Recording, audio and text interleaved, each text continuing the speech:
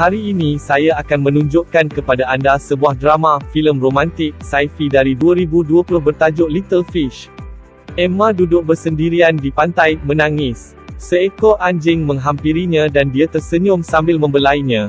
Seorang lelaki, Jude, mengekori di belakang anjing itu. Emma bertanya kepadanya sama ada itu anjingnya, tetapi dia nampaknya tidak memahami soalan itu.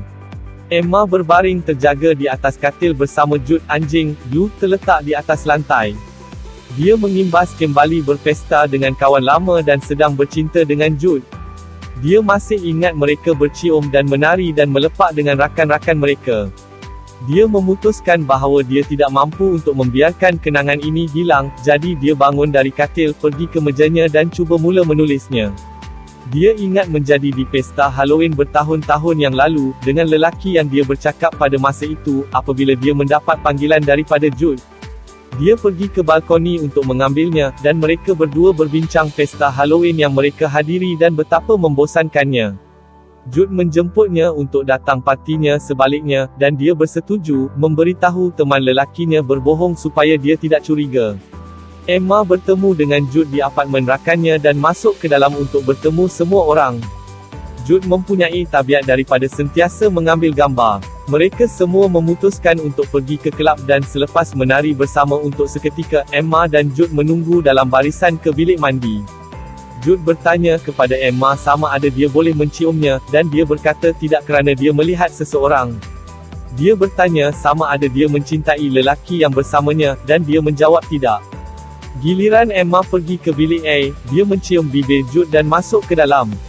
Emma bangun di mejanya, hanya menulis satu ayat. Emma masih ingat bagaimana virus itu mula-mula bermula. Mendengar laporan nelayan terlupa cara Sila like dan subscribe channel kami. Terima kasih. Mengemudi botnya sehingga dia melompat ke laut dan memutuskan untuk berenang kembali ke darat. Seorang wanita yang menyertai marathon terlupa untuk berhenti berlari. Keadaan menjadi lebih serius apabila juruterbang mula lupa cara menerbangkan pesawat mereka. Virus ini dipanggil Neuroinflammatory Affliction, atau NIA. Ia boleh menjejaskan sesiapa sahaja, dan tiada ubatnya. Rakan mereka Ben jatuh sakit terlebih dahulu, mula hilang ingatan dengan perlahan. Jude bangun dan melihat Emma berada di mejanya dan meminta dia kembali ke katil. Pada waktu pagi, Emma pergi ke tempat kerja. Dia seorang doktor haiwan dan menerima penghantaran anjing yang hilang daripada lelaki yang biasanya memandu truk, tetapi dia nampaknya tidak ingat siapa dia. Jude pergi berjalan-jalan dan terserempak dengan rakan lama sedang memunggah peralatan muziknya dari bannya. Jude membantunya membawa segala-galanya ke dalam dan mengetahui bahawa rakannya sedang membuat persembahan pada malam itu. Selepas membantu rakannya dengan peralatan muziknya, Jude muncul lewat ke pertunjukan fotografi di mana dia sepatutnya mengambil gambar untuk majlis perkahwinan. Emma menghubungi ibunya dan bercakap tentang melawatnya tidak lama lagi. Ibunya bertanya khabar suaminya, tetapi lupa nama Jude. Emma curiga bahawa dia seolah-olah melupakan banyak perkara. Emma dan Jude menaiki bas bersama-sama dan dia mengadu kepadanya tentang terpaksa melakukannya meletakkan begitu banyak anjing baru-baru ini. Dia bertanya Jude sama ada dia boleh mula membawa beberapa daripada mereka pulang, dan dia memberitahunya tidak, bahawa mereka tidak akan berhenti mengambil anjing jika mereka membawa masuk seekor. Pemandu bas memberhentikan bas, keluar dan berjalan pergi. Emma dan Jude terpaksa berjalan pulang. Mereka membuat makan malam di rumah mereka, dan Jude bercerita tentang betapa sedihnya Emma terpaksa melakukannya meletakkan begitu banyak anjing baru-baru ini, dan mencadangkan mereka mendapatkan anak anjing. Emma mengingatkannya bahawa dia hanya memberitahunya bahawa mereka tidak boleh mendapatkan anjing lagi, tetapi dia tidak ingat mengatakannya. Apabila Ben mula hilang ingatan, dia mahu mereka membantunya merakam semua lagu yang dia tulis. Apabila dia mula lupa cara bermain gitar, mereka membawanya ke kedai tatu di mana dia mendapat tatu di lengan bawah kot gitarnya. Semasa mereka berada di sana, Jude dan Emma mendapat tatu padanan seekor ikan di kaki mereka. Emma melawat klinik Nia, di mana terdapat orang ramai yang jengkel di luar. Dia mendaftar Jude untuk peluang menyertai ujian klinikal untuk penawar. Emma masih ingat tarik kedua yang pernah dia lakukan dengan Jude di mana mereka berbual tentang matlamat hidup mereka dan tempat mereka melihat diri mereka pada masa hadapan. Emma memberitahunya dia mahu tidur dengan lelaki itu, tetapi dia belum menamatkan hubungan dengan teman lelakinya secara rasmi. Emma dan Jude berpindah bersama dan menghiasi apartmen mereka. Dia bangun pada waktu pagi untuk panggilan telefon, dia menjawabnya, dan bercakap dengan seorang wanita dari klinik Nia. Jude telah dipilih untuk mengambil bahagian dalam perbicaraan, dan dia menjadualkan temu janji untuk dia datang keesokan harinya. Jude duduk di ruang menunggu klinik, mengisi kertas kerja. Emma menunggu di luar dan bertemu dengan rakan lama, Sam, yang menjalin hubungan dengan Ben. Mereka meminta maaf kerana pergi sekian lama tanpa berjumpa atau bercakap di telefon, kemudian pergi ke haluan masing-masing. Di dalam, doktor bertanya kepada Jude beberapa soalan rutin dan menerangkan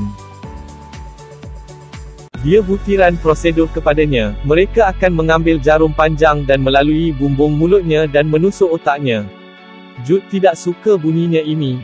Doktor menghantarnya pulang dengan paket yang diisi dengan soalan asas untuk menentukan kemajuan Nia dan butiran lanjut tentang prosedur.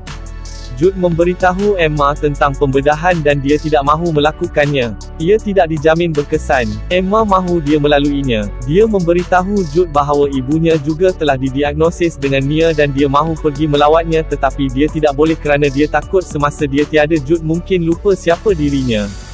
Emma bertanya kepadanya beberapa soalan tentang kenangan yang telah mereka buat bersama dan Jude dapat mengingati sebahagian besar daripada mereka, tetapi nampaknya tidak dapat menyematkan sebarang butiran.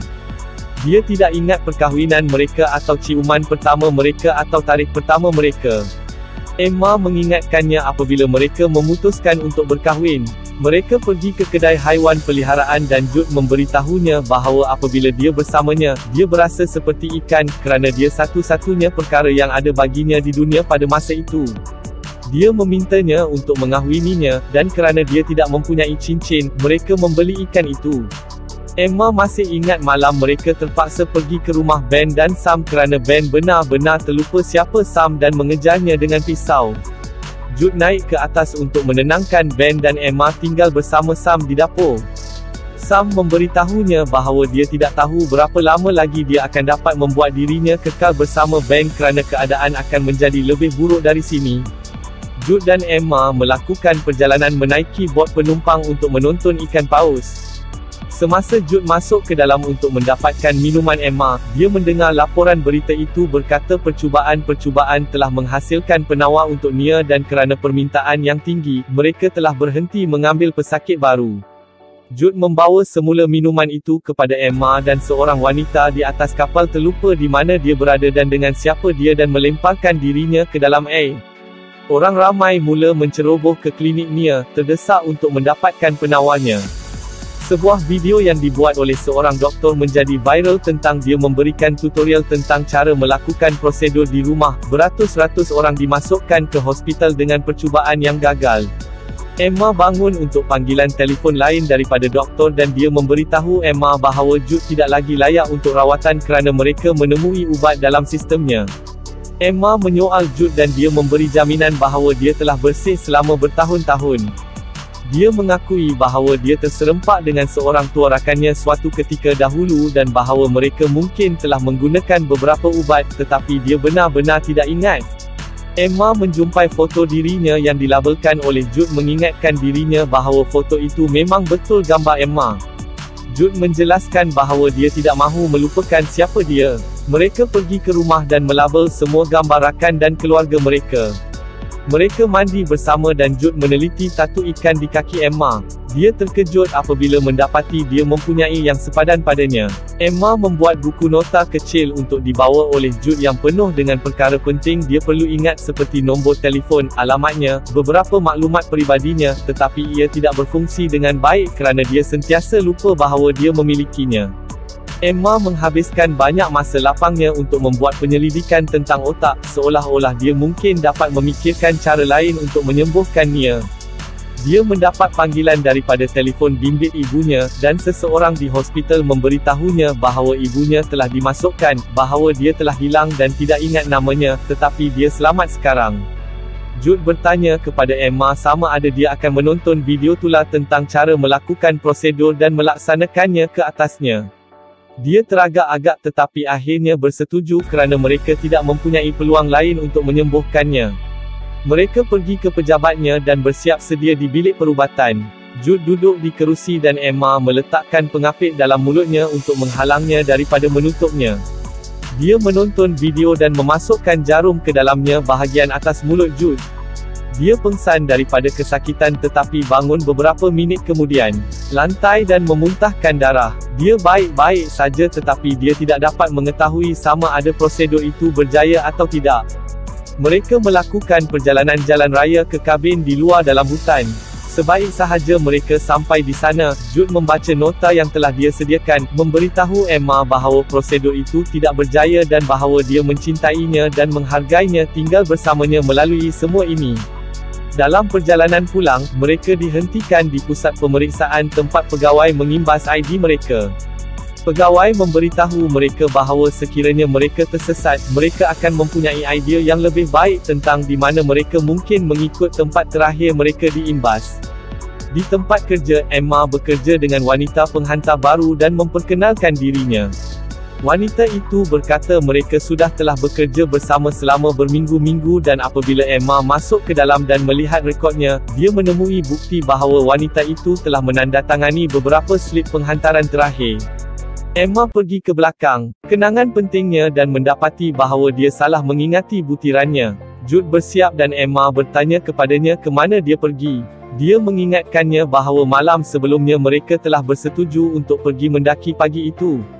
Emma berpura-pura dia ingat dan bersedia. Jude mengambil banyak gambar dia di dalam hutan dan mereka membawa biru bersama-sama mereka. Selepas berhenti untuk mengambil foto Emma, Jude mengembalikan kamera kepadanya, memikirkan bahawa dia adalah orang yang tidak dikenali yang memintanya mengambil gambarnya, dan mula berjalan pergi. Emma cuba mengingatkan dia siapa dia tetapi dia fikir dia seorang yang gila dan mengatakan bahawa dia akan pergi cuba dapatkan bantuan dia. Dia meninggalkannya di pantai, menangis, dan pada masa dia kembali kepadanya, dia telah lupa siapa dia semula, dan dia telah lupa siapa dia. Biru menghampirinya dan dia membelainya, ceria, dan bertanya kepada Jude sama ada ini anjingnya. Tamat. Terima kasih kerana menonton. Langgan jika anda ingin melihat lebih banyak video seperti ini. Terima kasih kerana menonton channel kami. Tolong beri sokongan anda dengan layari peti deskripsi channel ini di bawah. Sokongan anda sangat diperlukan untuk channel ini terus beroperasi. Sila like dan subscribe channel kami. Terima kasih.